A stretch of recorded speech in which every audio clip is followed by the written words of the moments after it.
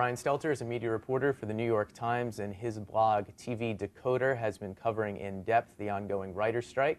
So we kind of want to get an update on that. I guess the news of the week is the late night shows are coming back. When are they coming back? Why? How's that going to work?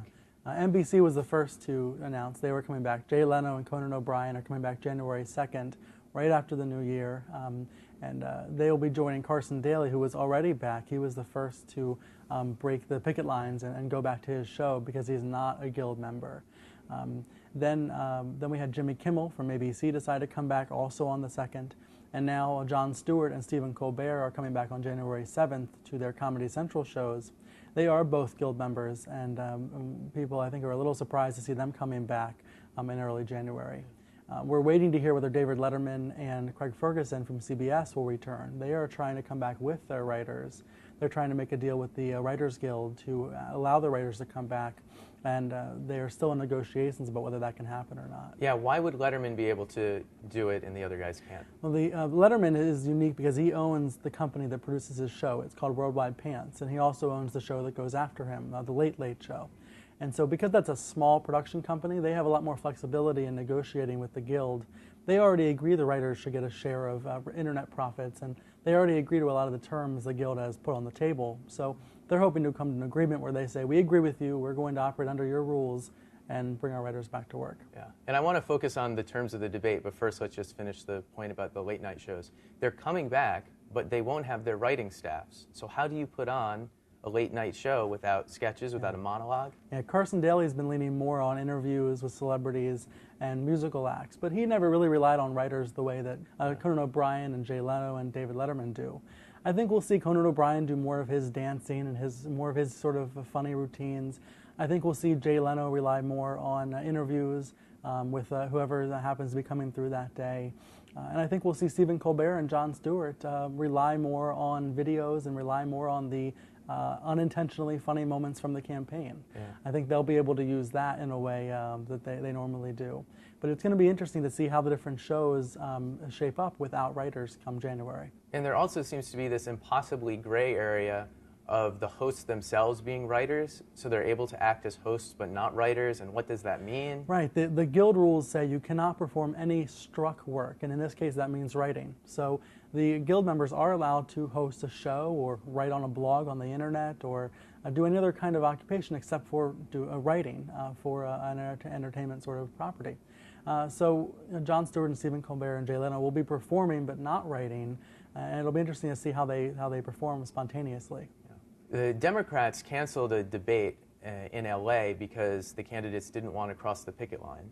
It seems like these hosts may also have trouble with booking guests who don't want to be perceived in that way. There's already been some speculation that presidential candidates who normally love going on Jon Stewart or Stephen Colbert to get a young audience will not cross picket lines to appear on either show. And that could be true as well for Leno's show and Letterman's show.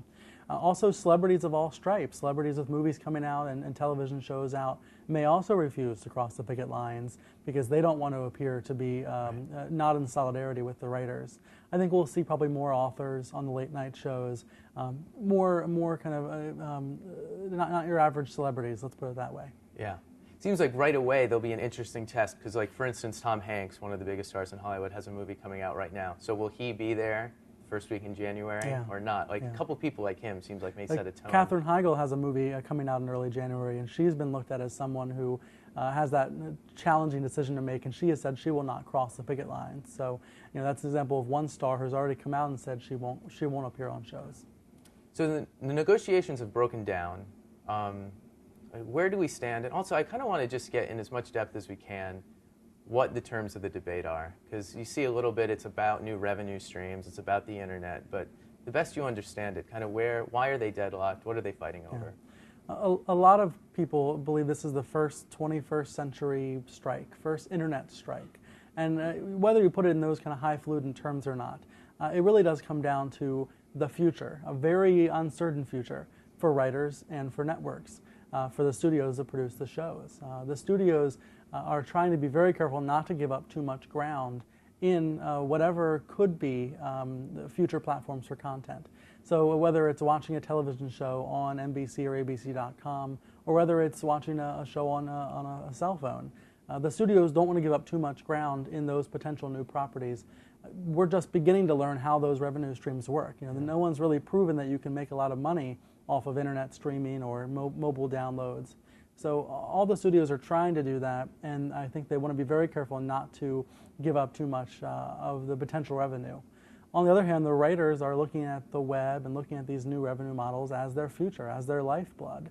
And they are seeing the decline in traditional scripted programming on the television networks and arguably in film as well.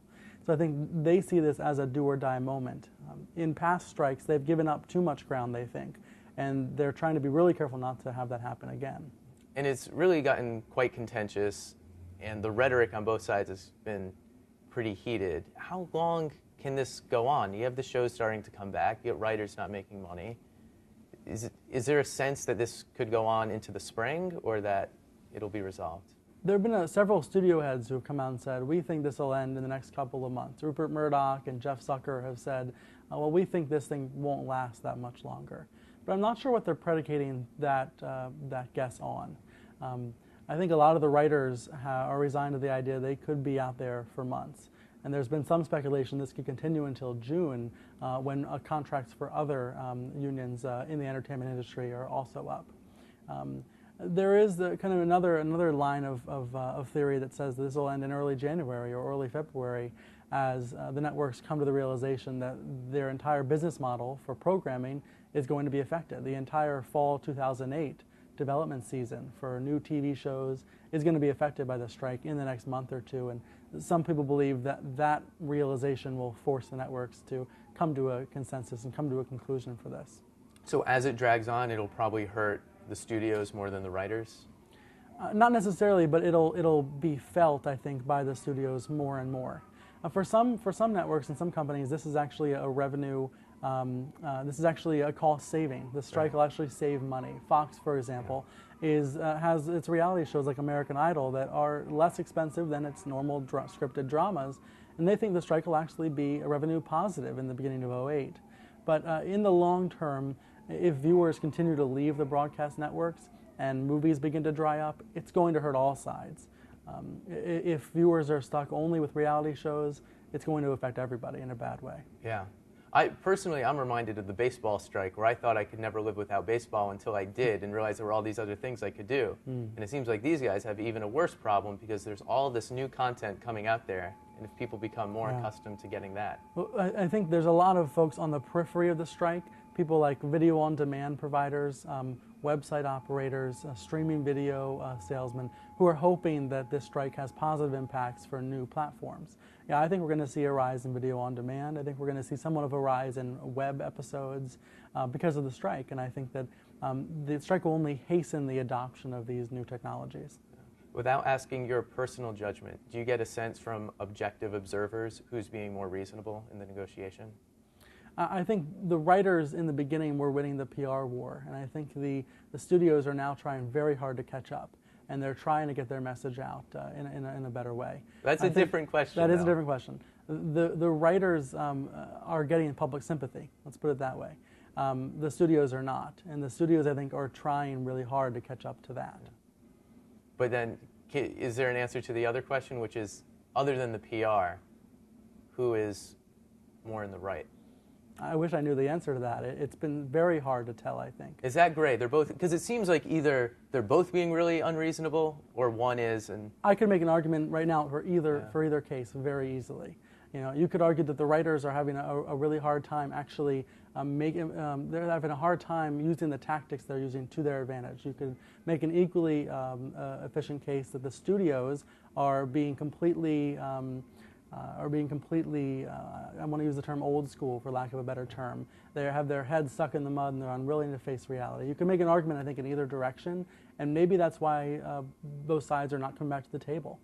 It may be that we see negotiations not resume for a while because no one really knows where to start, and no one really wants to give in to, I think, pressure on either side to really figure out a way out of the stalemate. So ultimately, just so I understand, the negotiations are basically all about new media. That's the sticking point, or is it broader than that? The strike has been summarized, like you said, as a strike about new media and the potential profits for future platforms. But I think for the writers, it's also about respect. It's also about taking back some of what they think they've lost over the years from the studios. As media companies have become larger, they become conglomerates. The writers feel like they've been cut out a little bit, and I think they're trying to win back some respect from the studios that are producing the content they're writing. Whether they can gain that respect back and whether anybody's going to be happy at the end of this, all-out, fist fight is left unsaid, and we'll have to find out, I think, at the end whether anybody comes out clean from this.